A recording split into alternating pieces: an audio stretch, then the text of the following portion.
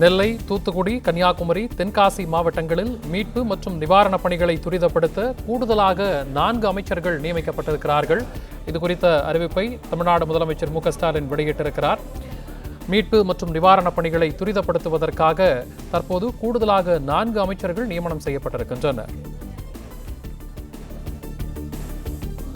திருநெல்வேலி, தூத்துக்குடி, கன்னியாகுமரி உள்ளிட்ட 4 மாவட்டங்களில் கனமழை காரணமாக வெள்ளம் சூழ்ந்திருக்கக்கூடிய பல்வேறு பகுதிகளிலும் மீட்பு மற்றும் நிவாரணப் பணிகளை துரிதப்படுத்துவதற்காக கூடுதலாக 4 அமைச்சர்களை நியமித்து முதலமைச்சர் மு.க.ஸ்டாலின் உத்தரவு பிறப்பித்திருக்கிறார்.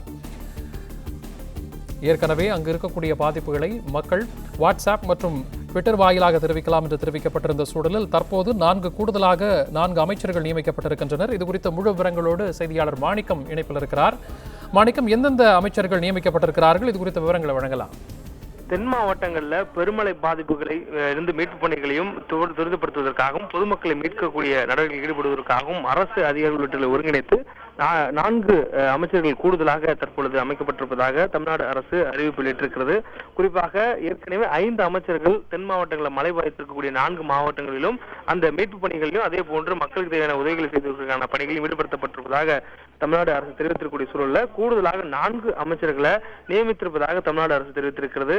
பொதுப்பணித்துறை அமைச்சர் ஏவா வேலு, விளையாட்டுத்துறை அமைச்சர் உதயநிதி ஸ்டாலின், பிற்படுத்தப்பட்டோர் நலத்துறை அமைச்சர் ராஜகண்ணப்பன், அதே போன்று வணிகவரித்துறை அமைச்சர் மூர்த்தி, பத்திரப்பதிவு மற்றும் வணிகவரித்துறை அமைச்சர் மூர்த்தி உள்ளிட்ட 4 பேர்கள் கூடுதலாக நியமிக்கப்பட்டிருப்பதாக அரசு தெரிவித்திருக்கிறது. ஏற்கனவே 5 அமைச்சர்கள் களத்தில் இருப்பதாகவும், குறிப்பாக வருவாய்த்துறை அமைச்சர் KKSSR ராமச்சந்திரன், அதே போன்று நிதித்துறை அமைச்சர் தங்கம் தென்னரசு, சமூக நலத்துறை அமைச்சர் கீதா ஜீவன், அதே போன்று மீன்வள நலத்துறை அமைச்சர் மற்றும் கால்நடை பராமரிப்புத்துறை அமைச்சர் திரு அனிதா ராதாகிருஷ்ணன், அதே போன்று பால்வளத்துறை அமைச்சர் மனோ தங்கராஜன், இந்த 5 அமைச்சர்கள் ஏற்கனவே அந்த 4 மாவட்டங்களிலும் மீட்பு பணியில் ஈடுபட்டு வரக்கூடிய சூழல்ல கூடுதலாக நியமிக்கப்பட்டிருக்கூடிய இந்த 4 அமைச்சர்களும் அந்த மாவட்டங்களுக்கு சென்று மீட்பு பணிகளை துரிதப்படுத்தக்கூடிய நடவடிக்கையில் ஈடுபடுவார்கள் எனவும், மேற்கொண்டு தேவைப்படக்கூடிய உதவிகளை செய்வதும் ஒருங்கிணைக்கக்கூடிய பணிகளில் ஈடுபடுவார்கள் எனவும் தெரிவிக்கப்பட்டிருக்கிறது.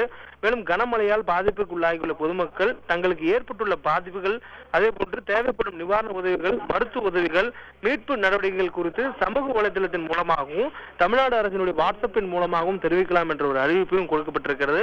குறிப்பாக தமிழ்நாடு அரசினுடைய வாட்ஸ்அப் எண் 8148539914 என்ற எண்ணின் மூலமாக வாட்ஸ்அப்பில் தொடர்பு கொண்டு தங்களுக்கு வேண்டிய உதவிகளை பெறலாம் எனவும், அதே போன்று அவருக்கு ஏற்பட்டிருக்கக்கூடிய பாதிப்புகளிலிருந்து நிவாரணம் கிடைப்பதற்காக உதவிகளை கோரலாம் எனவும் அரசு தெரிவித்திருக்கிறது.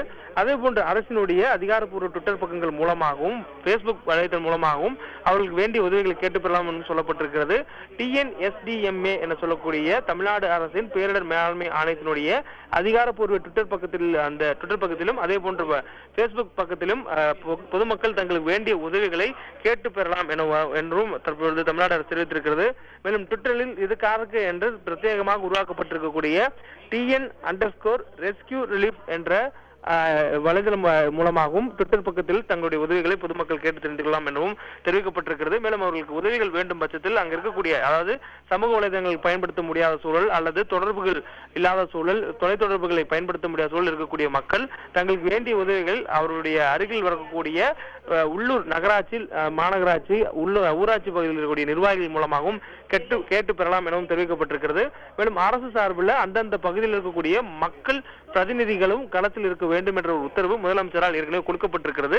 இந்த சூழலில் அவர்களிடமும் நேரடியாக தங்களுக்கு வேண்டிய உதவிகளை கேட்டு பெறலாம் எனவும், பாதுகாப்பான இடங்களில் தங்க வைக்கப்பட்டிருக்கூடிய நிவாரண முகாம் தங்க வைக்கப்பட்டிருக்கூடியவர்களும் அவர்களுக்கு வேண்டிய உதவிகளை கேட்டு பெறலாம் என்ற ஒரு அறிவிப்பு கொடுக்கப்பட்டிருக்கிறது.